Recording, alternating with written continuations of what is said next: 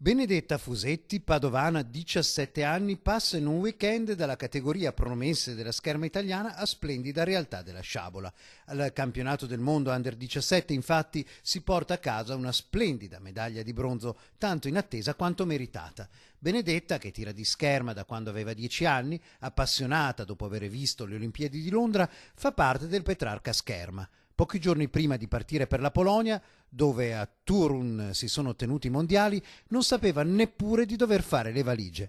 Pochi giorni prima, però, particolarmente in forma, aveva ben figurato in una gara austriaca. Così, con emozione, aveva ricevuto una convocazione insperata dell'ultimo momento, mandando in agitazione tutta la famiglia, le sorelle Carlotta, Diletta e Vittoria, la mamma Giulia e, se permettete, anche il papà Federico, che si chiama proprio come il nostro collega Federico Fusetti, anzi è il nostro collega Federico Fusetti.